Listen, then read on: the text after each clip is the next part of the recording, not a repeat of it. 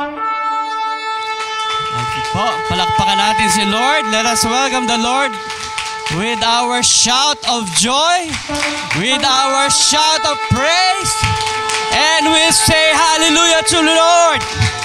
Great to you, Lord. We praise you, Lord, this morning.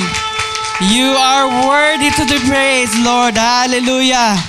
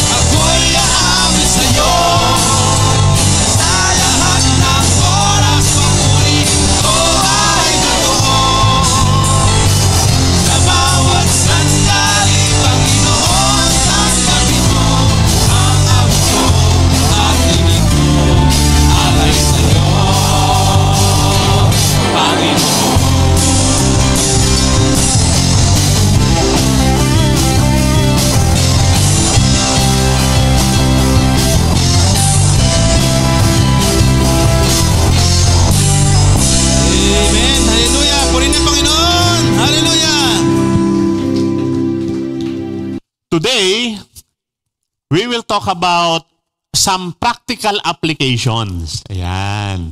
Kumbaga, minsan yung theory, para mas maintindihan yan, dapat merong application. We will talk about some practical applications nung narinig natin nung nakaraan. Kaya yung pag-uusapan natin yon, guidelines for a sanctified life. Panuntunan o gabay dun sa buhay na nakatalaga sa Diyos, dun sa buhay na pinapaging banal. So, guidelines for a sanctified life. O, balikan po natin yung text, yung binasa natin. Verse 1 to 4, ito yung nakasulat. Since you have been raised with Christ, set your heart on things above, where Christ is seated at the right hand of God. Set your mind on things above, not on earthly things. For you died, and your life is now hidden with Christ in God. When Christ, who is your life, appears, then you also will appear with Him in glory. So yung simulang-simula doon, since then you have been raised with Christ, dahil tayo'y binuhay na. Yung buhay natin ay nandun na kay Kristo. Yaman din lamang na kayo binuhay ng kasama ni Kristo. Ang tinutukoy po doon, yun yung ating born again experience. Nung kilalanin natin si Jesus bilang ating Panginoon at tagapagligtas. So bagong buhay na nakasama ni Kristo. And then, dalawang bagay yung papansinin natin dyan. Una, may sinabi dyan, set your hearts on things above.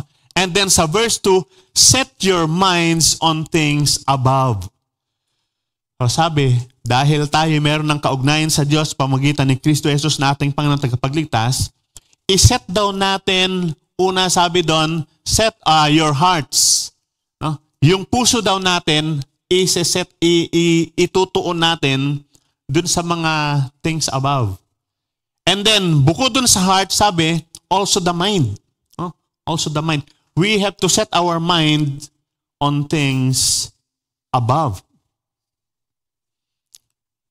Kasama po dun sa mga pagbabago na makikita sa ating buhay kasama ang Panginoon, yung ating pagdedesisyon, we decide where our minds will go and where they will not go. Where our hearts will go and where they will not go. Ano po yun? It should be a conscious decision. Desisyon natin yun.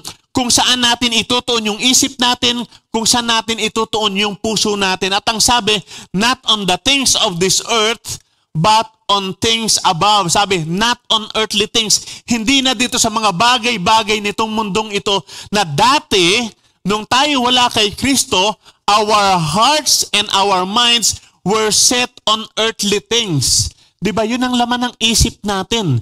Yun yung laman ng puso natin. Yung mga bagay na nandito sa mundong ito at yun yung hinahabol-habol, pinapangarap at pinagsisikapan nating marating o makuha. Sabi dito, dapat meron pagbabago sa isip at sa puso. Set our minds, set our hearts on things above. At pag sinabing things above, yung description nun, sabi nung verse 1, set your hearts on things above, where Christ is, kung nasan si Kristo, seated at the right hand of God. Anong tinutukoy nun? Kung nasan si Kristo na nakaupo sa kanan ng Diyos. That's heaven. Sa langit. Sabi din ni Pablo in Philippians 3:20, but our citizenship is in heaven. Our citizenship. Yung ano ba sa Tagalog ng citizenship? Pagkamamamayan. Ayan, medyo mainit na issue yan, yung pagkamamamayan. Yung magulang mo ba, Pilipino? Kasi kung Pilipino yung magulang mo, yung citizenship mo, Pilipino. Di ba? Pero pag hindi Pilipino yung magulang mo, hindi ka Pilipino. Ha? So, yun yung pagkamamamayan, that's citizenship. Eh dito sabi, yung citizenship natin, sabi ni Pablo, sa langit. Papaano yung pagkamamamayan ko ay naging sa langit? Kasi ang magulang natin, ng bawat isang tumanggap kay Jesus bilang Panginoon tagapagligtas, sinong tatay mo? Ang Diyos. Ang tatay ko, nasa langit. Therefore, ang pagkamamamayan ko, ang citizenship ko, sa langit.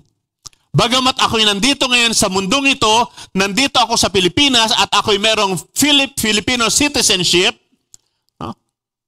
kasama nun, yung aking pagkamamamayan ng langit. Therefore, kung ako'y mamamayan ng langit, I have to set my mind and to set my heart on the things above where Christ is, kung nasaan naroon si Kristo, at yun yung langit, yun yung iisipin ko ngayon. At paghahandaan ko, yung pagpunta ko doon sa kung saan ako'y isang mamamayan. Ang tawag po doon, homecoming. Uuwi. Kung taga saan ka talaga. Kaya po sa isang banda, yung bagamat nalulungkot tayo sa paglisa ng Kuya Elmer, ang banggit nga natin, umuwi na siya. Yun yung kanyang citizenship dahil siya'y anak ng Diyos. So umuwi siya. Tayo, naglalakbay pa tayo. Siya, nakauwi na. Our citizenship is in heaven. And then sabi din ni Pablo in Galatians 2:20, I have been crucified with Christ. I no longer live, but Christ lives in me. Siya na yung nabubuhay sa akin. So therefore, kung si Kristo na yung nabubuhay sa akin, ang binibigyang pansin ko na talaga is yung mga bagay doon sa langit. So when we are already citizens of heaven, we are setting our hearts and minds on things above. It is no longer us who lives, but Christ lives in us. What does that mean? It means dito sa buhay na ito, kung ang isip at ang puso natin ay nakatuon sa langit, kung saan tayo mamaya at si Kristo na yung namumuhay sa atin, sa ating buhay sa mundong ito, there will be changes in our lives. There will be changes in our lives because after all, katulad nabanggit ko nung nakaraan, sanctification is about change. Yung pagiging banal, ito'y kaugnay ng mga pagbabago sa ating buhay. At sa mga susunod na mga verses, Paul would identify some specific sins. No, kumbaga tinukoy niya talaga, pinangalanan niya talaga yung ilang mga kasalanan kung saan tayo bilang mga mananampalataya, pinawalang sala na tayo, pinapaging banal na tayo sa pamamagitan ng ating Panginoong Hesus. Sabi itong mga bagay na ito, dapat merong pagbabago sa buhay natin and we should no longer be involved with these things. Sabi ng verses 5 hanggang 6, put to death therefore whatever belongs to your earthly nature, sexual immorality, yun yung Greek word yun, yung porneia, impurity, lust, evil desires, and greed, which is idolatry. Because of this, the wrath of God is coming. So dito po, kinlasify ko po itong grupo na ito, tinatawag ko po itong sexual sins. No? Sexual sins. Because here, ina-acknowledge po ni Paul that yung mga sexual urges is one of the strongest urge that we have in our human nature. Sa earthly nature natin, napakalakas nitong urge na to. Sabi nga ni Sigmund Freud, isang kilalang psychologist and father of psychoanalytical theory, sabi niya, sex is man's strongest human motivation. To the point, ang sabi niya nga, it is the reason for man's existence. Ganon yung kanyang pananaw. No? Nabubuhay ang tao because of that. Dahil sabi niya, ang lakas ng urge na yan. Pero ano yung sabi ni Paul dito? Put to death. Patayin. No? Patayin. Patayin na. Sa King James Version, ang word na ginamit, mortify. Mortify. Ano yung ibig sabihin ng mortify? Yung pinaka-literal na ibig sabihin ng mortify, embalsamuhin na. No? Siguraduhin hindi na mabubuhay. No? Siyempre, pag in-embalsamo mo na, hindi na. Gusto niyong kwentuhan ko kayo tungkol sa pag-embalsamo? Mortify. No? Ate Beth, doon ba nanggaling yung mortis? Yung apelyidong Mortis, di ba? Oh, yon. Mortis, morticians, no? Morticians, embalmers, ibig sabihin nun, mortify, patayin na yan. Embalsamuhin na. Siguraduhin hindi na mabubuhay, sabi. Put to death, therefore, whatever belongs doon nasa earthly nature na yan. At merong specific na binanggit dito, sexual immorality. Or yung Greek word na porneia. Yung pong porneia, doon din po nanggaling yung word na pornography. Pag sinabing pornography nowadays, when we say pornography, it is something visual. Nakikita. Whether binabasa, nakikitang mga larawan, o pinapanood na mga videos. Sabi, patayin yan. Yung porneia. Huh? This is something visual. Mga nakikita. At ito'y pwedeng may kinalaman, pwede nating idugtong dun sa yung encouragement natin with how we should dress. No? Maging sa ating pananamit. to cover as much flesh as possible. Because showing flesh, yung pagpapakita ng balat o ng laman, it is considered pornographic. No? Nakikita, this is visual. No? It is considered pornographic and it entices, nag-uudyok for sexual immorality. Kaya sabi, pati tayo sa pagdadamit, maging maingat. No? Maging maingat tayo. So, yun yung porneia. At alam po niyo, yung dito sa NIV, yung sexual immorality, again, sa King James na Bible, ang ginamit na word sa King James is fornication. Fornication. Anong ibig sabihin ng fornication? Fornication, ang definition daw niya, it is a consensual sexual intercourse between two persons not married to each other. Ibig sabihin ng consensual, may pagpayag, hindi sapilitan. It is a consensual sexual intercourse between two persons not married, hindi kasal. No? For unmarried people, dalawang unmarried people, ang tawag doon, premarital sex. For married people, doing it outside of marriage, ang tawag doon, extramarital sex. Equivalent to infidelity. Ano yung Tagalog ng infidelity? Kataksilan. No? Unfaithfulness. Adultery. If yung fornication is done in exchange for a payment or favor, it is called prostitution. And if it is done by two of the same sex or same gender, it is called homosexuality. Yun yung malawak na application ng fornication. And again, ang sabi ni Paul, dun sa verse na binasa natin, put to death. Patayin na yan. Huwag nang buhayin. Embalsamuhin na at siguraduhin na hindi na mabubuhay muli. Huh? So, at ito pong buong yung grupo na yan, no? Yung grupo na yan, magkakamag-anak yan.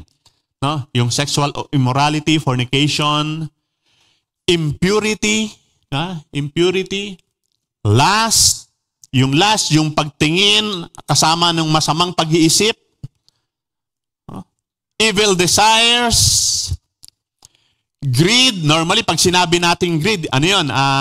Yung pagkagusto, at madalas ina-apply ito sa pera, no? Sa money. Pero dito sa verse na ito, yung greed dito ay nakakonect pa rin dun sa sexual activity.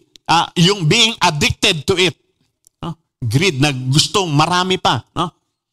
Tandaan po ninyo yung sabi ng verse 6. Because of this, dahil sa mga ito, the wrath of God is coming. Do I need to define wrath? Matinding galit yan. Galit ng Diyos. And because of that, paparating ang galit ng Diyos. At mas specific actually yung pagpe-present nito ni Paul dun sa sulat niya sa taga-Thessalonica. In 1 Thessalonians chapter 4, yung mababasa natin. 1 Thessalonians chapter 4, verses 3 to 7. It is God's will, ito ang kalooban ng Diyos, that you should be sanctified, na kayo'y gawing banal. That you should avoid, again, ginamit yung word, yung porneia. No? Ang kalooban ng Diyos, tayo'y gawing banal, na maiwasan natin itong porneia, that each of you should learn to control your own body in a way that is holy and honorable. Diba? Pangalagaan natin yung ating katawan, na ito'y banal at ano yung honorable? Kapita-pitagan, tama ba? No? Kagalang-galang. Not in passionate lust like the pagans who do not know God. And then, and that in this no one should wrong his brother or take advantage of him. The Lord will punish men for all such sins, as we have already told you and warned you. For God did not call us to be impure, but to live a holy life. To live a holy life. Kaya ang sabi ni Paul, patayin. Yan yung dapat na ipagsisigawan natin. Ipako sa krus yan, patayin yan. Patayin yan. And then sabi niya sa verse 7 ng ating verse na in Colossians chapter 3, sabi niya, dapat maunawaan natin, you used to walk in these ways in the life you once lived. As emphasized, katulad ng binanggit ko kanina, sanctification is about change. Noon yun. Hindi na ngayon. Sabihin nyo nga, noon yun. Hindi na ngayon. Sabihin mo sa katabi mo, noon yun. Hindi na ngayon. Oh, noon yun. Dati yun. Yun yung sabi ni Paul eh. You used to walk in these ways. Dati, oo, may kwento tayo, may karanasan tayo, dumaan tayo dyan. Noon yun. You used to walk in these ways. In the life you once lived nung wala pa tayo kay Kristo. Noon yun. Hindi na ngayon. Why? Pinawalang sala na tayo, pinatawad na tayo ng Diyos, at pinapaging banal niya na tayo, hindi na natin babalikan yun. Kaya nga, pinatay na natin yan. No? Pinatay na yan. Sa mga susunod na mga verses, meron namang babanggitin si Paul na mga grupo ulit ng kasalanan. And I would call them the social sins.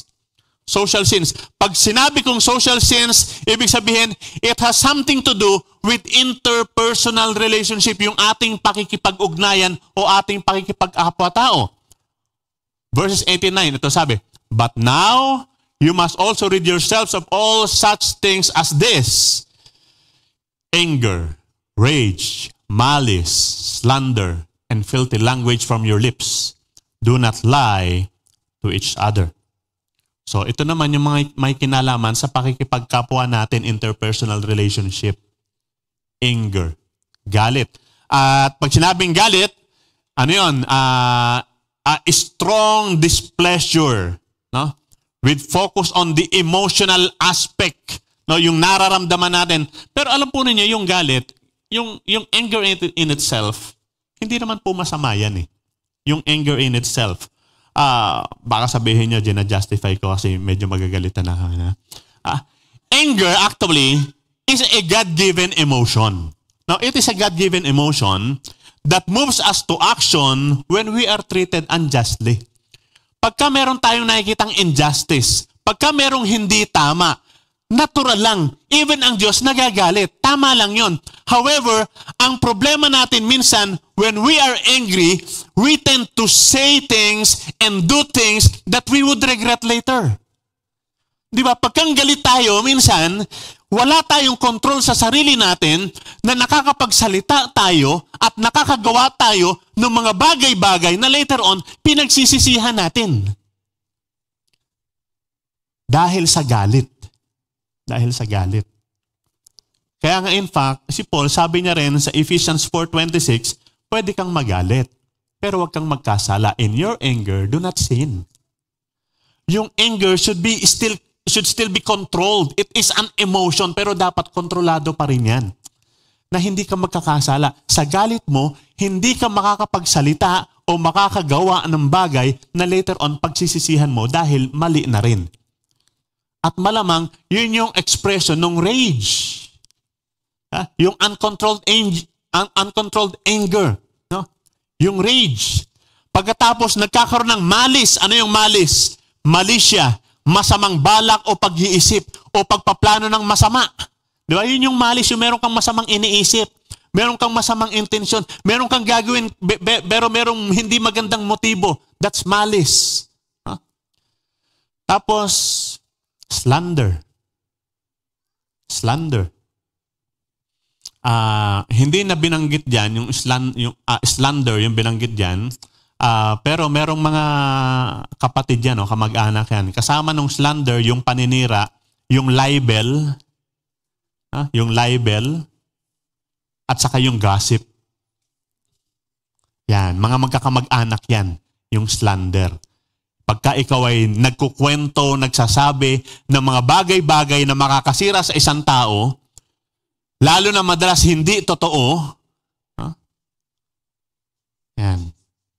Slander and filthy language from your lips. Abusive language. No? Maruruming salita. At pagkatapos, ang pinakahuling binanggit dyan, pagsisinungaling. Pagsisinungaling. Lying. No? Sa pagsisinungaling, ang number 1 na sisira po dyan in lying. No? Yung trust. At alam po ba ninyo, ang sinasabi ng Panginoong Jesus, one time sa kausap niya, sa kanyang pagtuturo, sabi niya, alam niyo kung sinong tatay ng mga sinungaling? In John chapter 8. The devil is the father of all lies. Ngayon, kung anak na tayo ng Diyos, ang Diyos na yung tatay natin na katotohanan. So, hanapin yung katotohanan. Always seek the truth. Hindi yung pagsisinungaling na siyang gawain, no? Gawain ng devil. At pagka ang isang tao ay sinungaling at pagkatapos napapatunayan na siya ay nagsisinungaling, yung kwento ng di ba? The boy who cried wolf. Sanay na sila nagsisinungaling eh. Bandang huli nagsasabi na siya ng totoo, hindi na siya pinaniwalaan. Kasi sinungaling na siya. Anong naapektuhan? Yung trust. Yung tiwala. No? And you know, when we talk of trust, trust builds community. Trust builds marriages. Trust builds relationships. However, lying destroys it. Yun yung sumisira. Yun yung nagwawasak. So, these social sins, yung mga nagagawa natin sa ating pakikipagrelasyon, ang sabi naman dito ni Paul, rid yourselves. Alisin na ninyo. Kanina, patayin na ninyo. Ito, alisin na ninyo. Rid yourselves. Dapat mawala na yan. Because again, katulad yung sinabi natin kanina, sanctification is about change. Pagbabago. Tayo pinawalang sala na, we were justified already, pinatawad na tayo sa mga kasalanan natin, then we are being sanctified, ginagawang banal na tayo ng Diyos at siya'y kumikilos sa buhay natin para tayo maging banal, then merong mga pagbabagong nakikita sa buhay natin. At ipinakita yan ni Paul sa kanyang sulat, sabi niya, you have taken off your old self with its practices and have put on the new self which is being renewed in the knowledge and in the image of its Creator. No, yung verses 9b and verse 10 ng Colossians chapter 3. At dito, parang ang sinasabi dito ni Paul, yung paglalarawan niya, doon sa sanctification natin, sabi para yung pagbibihis, pagpapalit ng damit.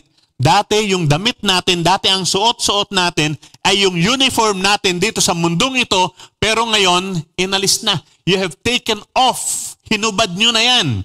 And then, you put on the new self, which is being renewed in the knowledge and in the image of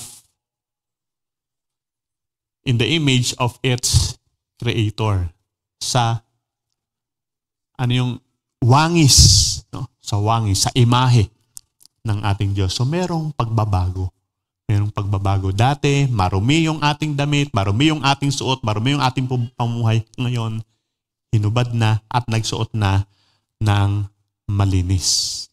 And now, very interestingly, pinakita din ni Pablo dito, meron siyang, ngayon you were justified already, pinawalang sala na kayo, and you were being sanctified.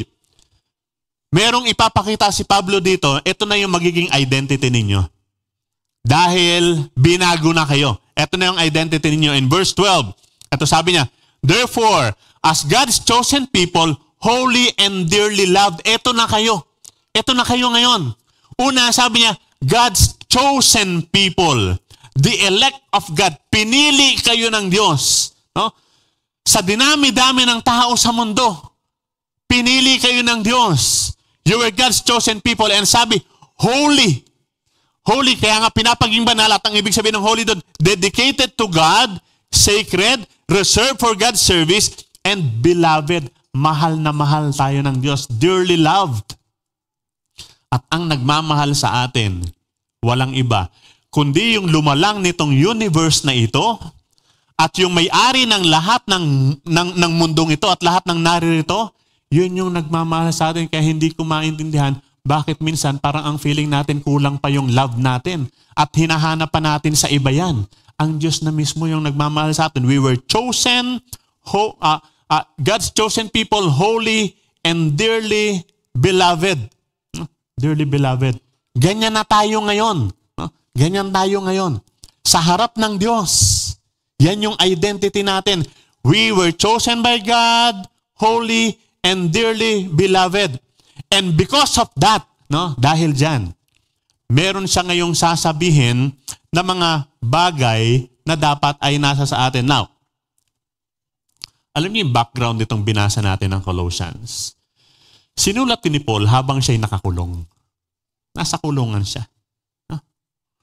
And as he was writing, as he was writing, ang sinusulatan niya, church. Church. Ibig sabihin ng church, mga Christians na. And when he writes dun sa mga Christians dun sa Colossus, sabi niya, ganito kayo dapat. Ganito kayo dapat.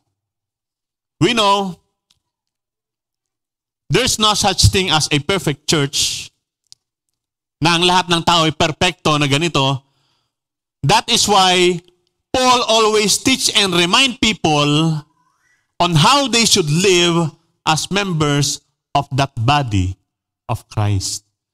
Kaya palagi may paalala, may pagtuturo si Pablo, ganito kayo dapat. Ganito kayo dapat. Sabi, clothe yourselves with compassion, kindness, humility, gentleness, and patience.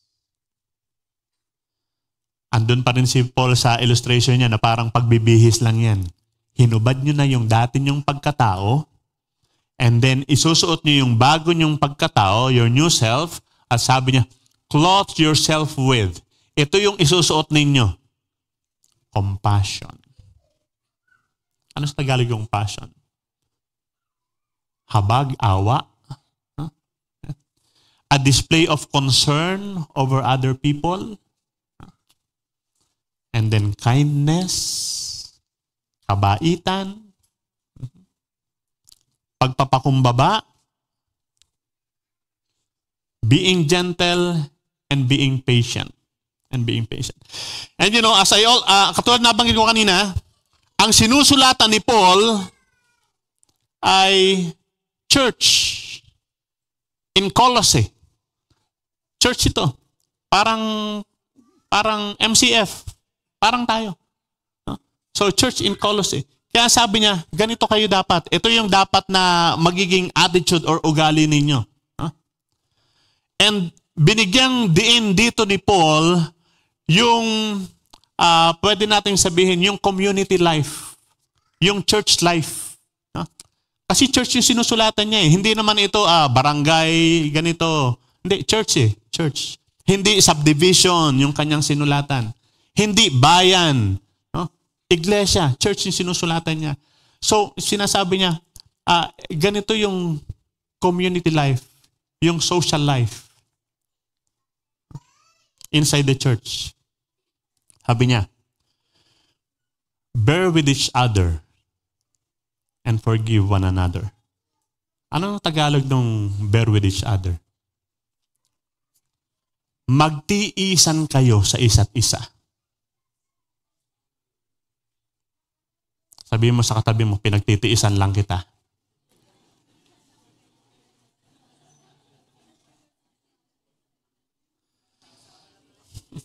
Katulad po nung binabanggit natin kanina, sanctification is a process.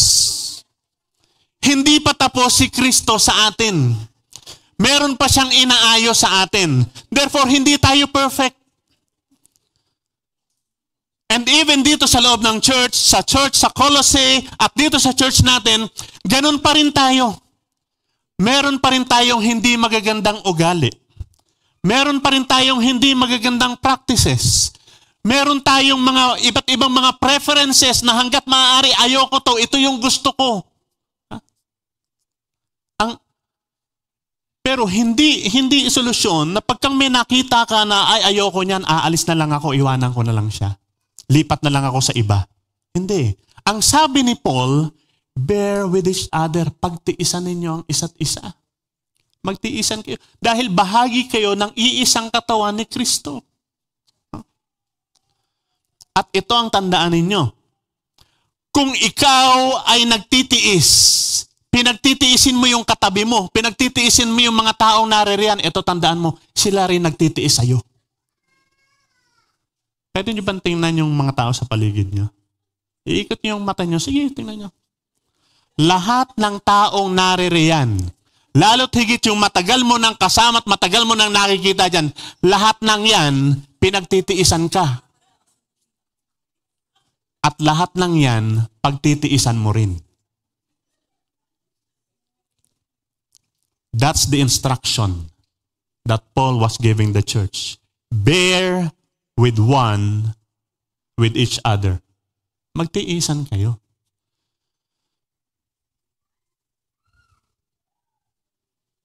Isipin nyo, ikaw nga pinagtitiisan din ng Diyos eh. Diba? Pwede mo bang ipagmalaki na, well, alam mo nyo, mapalad si Lord. Pwede bang ganon? Mapalad kayo, Church MCF, nandito ako. Wala, hindi natin pwedeng sabihin yun eh. Sa totoo lang, mahal lang talaga tayo ng Diyos. Mahal lang talaga tayo ng Diyos. Nagtitiis siya sa atin. Yung tigas ng ulo natin, yung ugali natin ang tagal na hindi nababago, yung practices natin na, di ba? Baka gawin yung justification. Di ba, Pastor, sabi mo, process yan, hindi pa tapos. Huwag natin babalikan si Lord ng gano'n. Pero, ang susi doon, kasi wala naman talagang perfecto. Kaya ang sabi niya, instruction niya doon sa Colossus, and I believe this is the Lord's instruction even to the churches right now, pati kasama sa atin, we have to bear with each other. Titiis tayo. Pagdating sa langit, kapitbahay mo yan, pinagtitiisan mo na yan. And forever mong makakasama yan. Ganon tayo eh. Pinapaging banal tayo eh. No?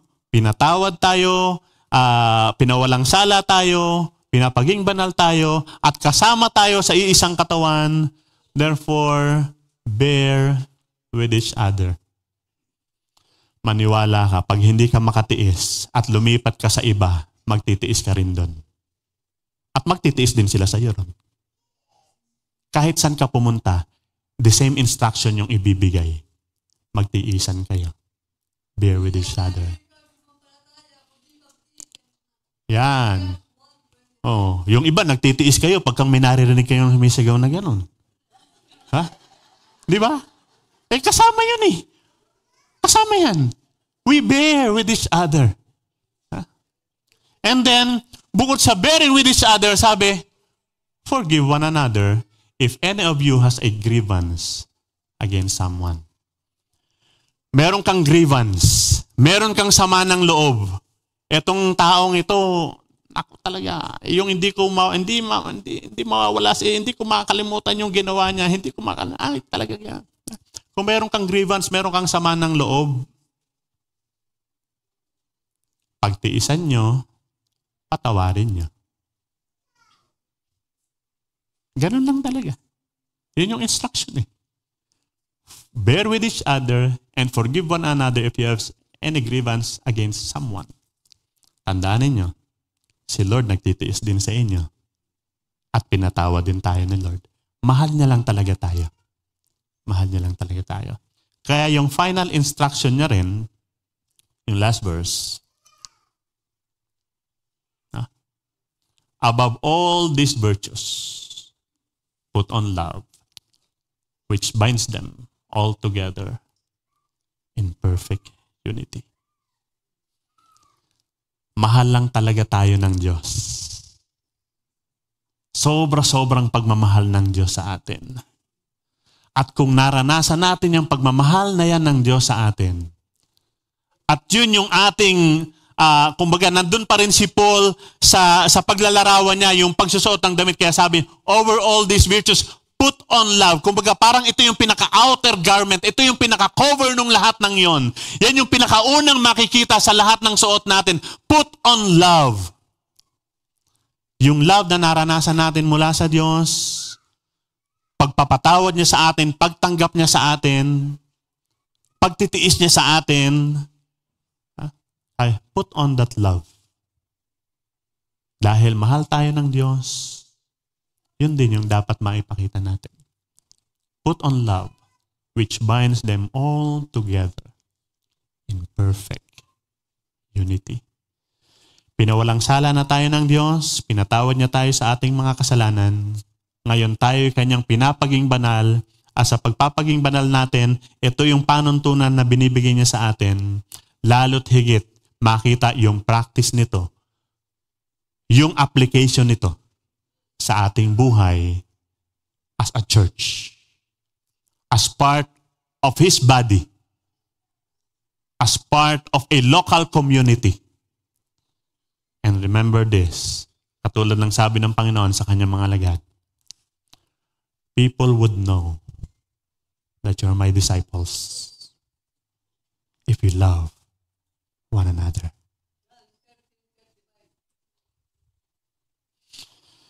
Panginoon, nagpapasalamat po kami dahil kayo gumagawa sa buhay po namin.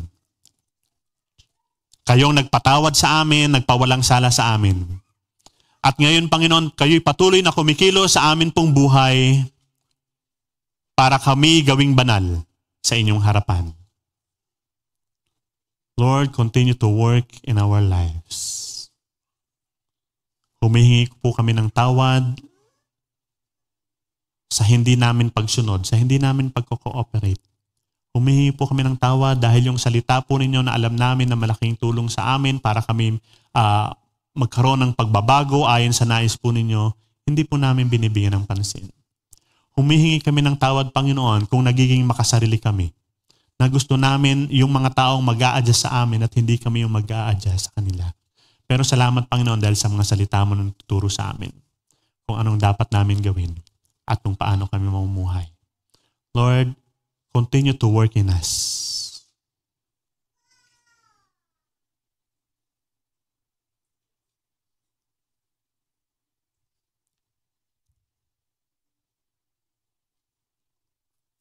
Yun pong pagbabago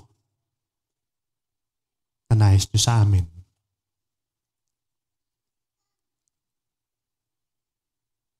Magagawa po ito. Walang imposible sa inyo. Walang hindi nyo kayang gawin. Kayo po yung gumagawa nito sa amin. Lord, continue to work in us. Hanggang kami mabago at maging kawangis ng Panginoong Hesukristo na haharap sa inyo. Salamat po. Dalangin namin ito sa pangalan ni Jesus. Amen.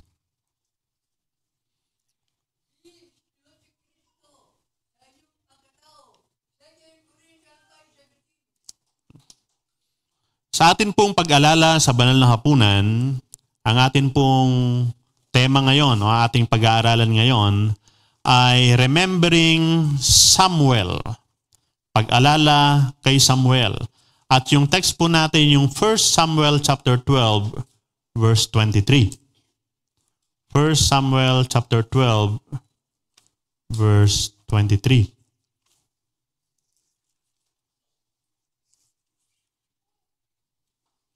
Ito po yung nakasulat. 1 Samuel 12, verse 23. As for me, far be it from me that I should sin against the Lord by failing to pray for you, and I will teach you the way that is good and right. This verse that we have read could be summarized into one word. Pray. Pray. Sabi ni Samuel, far be it from me that I should sin against the Lord by ceasing to pray for you. Alam po ninyo, yung church, sabi ng Panginoong Jesus, God's house is to be a house of prayer. Yung iglesia niya, yung church niya, is a house of prayer. We want to be known as people of prayer. People of prayer. Mga taong nananalangin.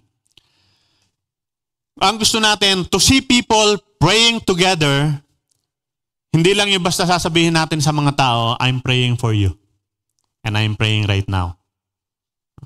Pero dapat gawin talaga natin, we are to be known as a place of prayer and people who pray. Kung babasahin po natin yung kabuuan nito, kung sisimulan natin sa verse 19, would you kindly open your Bibles? Simulan natin sa verse 19 in 1 Samuel chapter 12. Simula sa verse 19 hanggang 23, ito yung nakasulat. Then all the people said to Samuel, may mga tao, sabi ng mga tao kay Samuel, pray for your servants to the Lord your God, so that we may not die.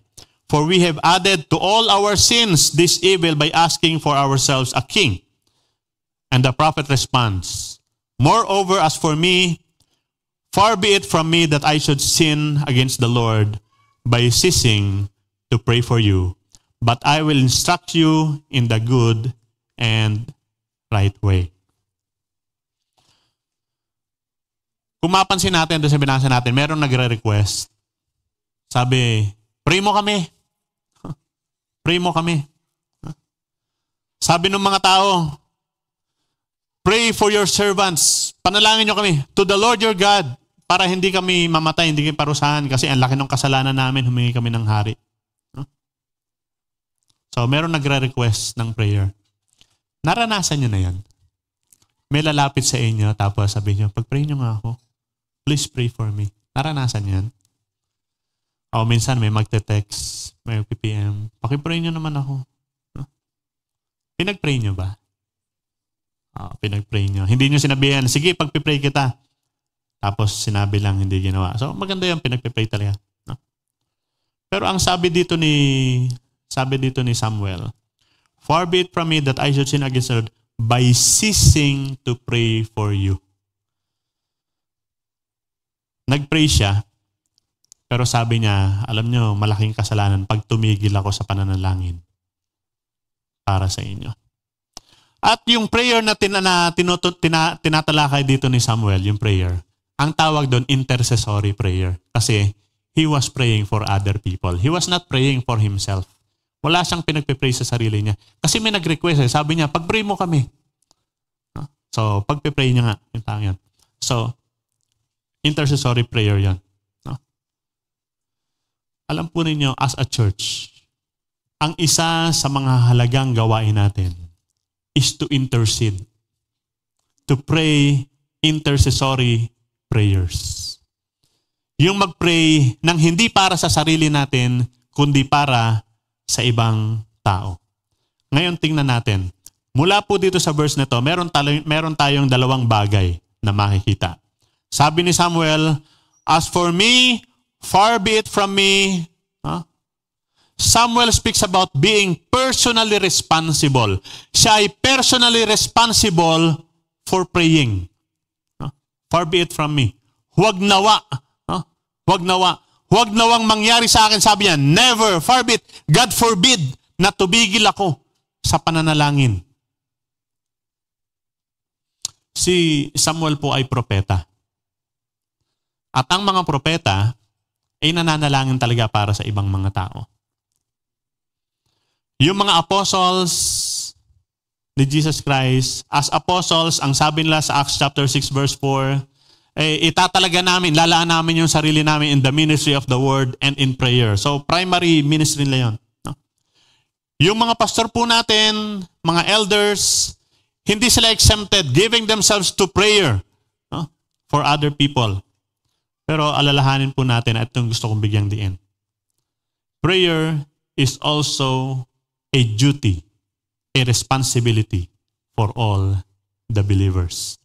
Kung titingnan natin yung example in Acts chapter 2, sabi po doon, they were continually devoting themselves to the apostles' teaching and to fellowship, to to the breaking of bread, and to prayer. Araw-araw po yung ginagawa nila na yun, na pananalangin. No? Araw-araw.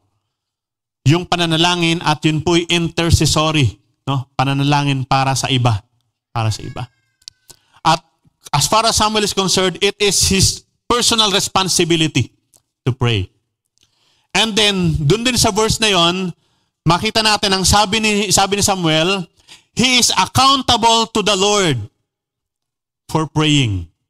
He is accountable to the Lord for praying. Kaya, ulitin natin yung mabasa natin, sabi niya, as for me, far be it from me that I should sin against the Lord by failing to pray for you. Sabi niya, pag tumigil ako sa pananalangin ko para sa inyo, yun ay kasalanan ko sa Diyos. He is accountable to the Lord for praying. Ito po yung isasuggest ko sa inyo ngayon. Isasuggest ko. Let us view, tingnan natin, let us view prayerlessness. Let us view stopping to pray. Let us view ceasing to pray the same way Samuel did. It is his sin against God. Ulitin ko po, ang suggestion ko po. Tingnan po natin yung kawalan ng pananalangin, yung pagtigil sa pananalangin. Tingnan po natin siya kung papaano siyang tiningnan ni Samuel. As far as Samuel was concerned, yung hindi pananalangin ay kasalanan niya sa Diyos. Mga kapatid, kung titingnan natin yun ng ganon, the moment we do not pray, it is a sin against God. The moment we stop praying for other people, it is a sin against God. The moment we stop praying for one another, we stop praying for our country, we stop praying for the world, the moment we stop praying, it is a sin against God. Yun yung sinasabi ni Samuel dito po sa mga verses na ito. Kaya po ngayon sa ating pagdulog sa banal na hapunan, tingnan po natin, kapatid, kumusta prayer life mo? Kumusta pananalangin mo? Nagpipray naman ako. Yung pinag-uusapan pala natin dito, intercessory prayer. Sino yung pinagpipray mo bukod sa sarili mo? Bukod sa pamilya mo? Are you aware of the things happening with other people? Far be it from me that I should sin against God by ceasing to pray for you. Ang napakaganda po nito. Dahil sa ginawa ni Kristo doon sa krus, nung ialay niya yung kanyang buhay, nagkaroon tayo ng access in God's throne of grace, that we could approach the throne of grace because of the blood of Jesus. Kaya yung panalangin natin, madadala natin sa ating Panginoon. At tandaan po natin, katulad sabi ni Samuel, it is a sin for us not using the blood of Jesus in approaching God's throne of grace. Manalangin po tayo ngayon bago natin tanggapin ang banal na hapunan. Kung mayroon man tayong mga nais ihingi ng tawad sa ating Panginoon, this is about time to ask for the Lord's forgiveness. Kung mayroon po tayong mga commitment na gustong gawin sa Panginoon, ito yung panahon na atin pong ibigay yung commitment na yon. Higit sa lahat, alalahanin po natin yung ating kalagayan sa harap ng ating Diyos. We can approach His throne of grace. We can intercede for other people. And far be it from us that we sin against God by ceasing to pray.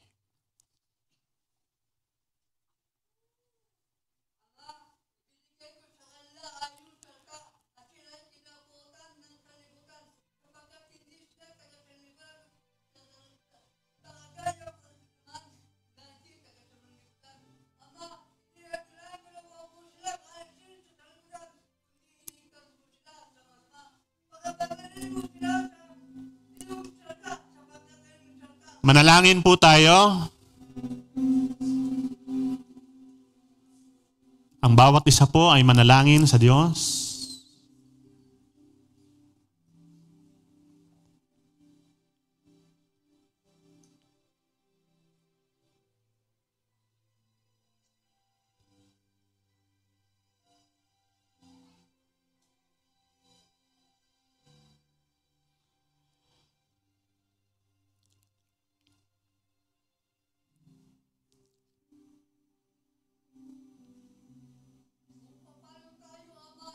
Manalangin po tayo.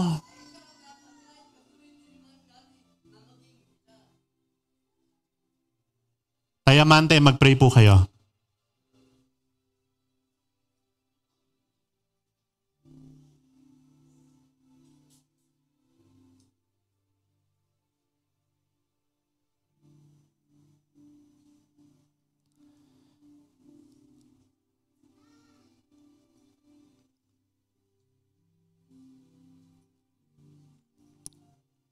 Panginoon, lumalapit po kami sa inyong harapan, sa trono ng inyong masaganang biyaya.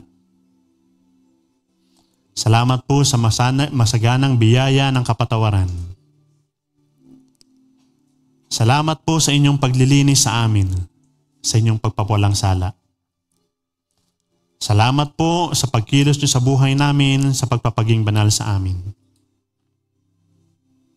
Patuloy po ninyo kaming baguhin. Patuloy niyo pong iparanas ang inyong kabutihan, ang inyong kapangyarihan sa bawat isa. Salamat sa ginawa ng Panginoong Hesus na pag-aalay ng kanyang buhay doon sa krus. Salamat sa kaligtasan. Aming Diyos, dumadalain po kami sa inyo. Inaamin ang aming mga kahinaan. Inaamin ang aming mga pagkukulang.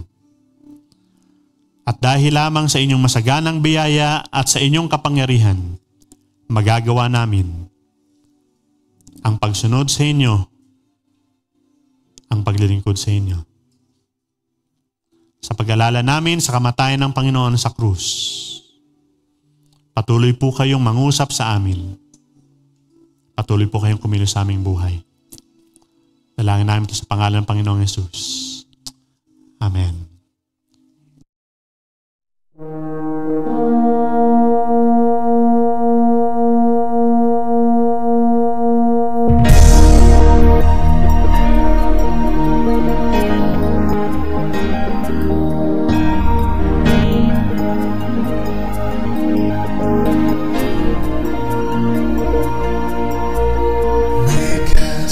Your showcase an attraction for you. Then others may see who you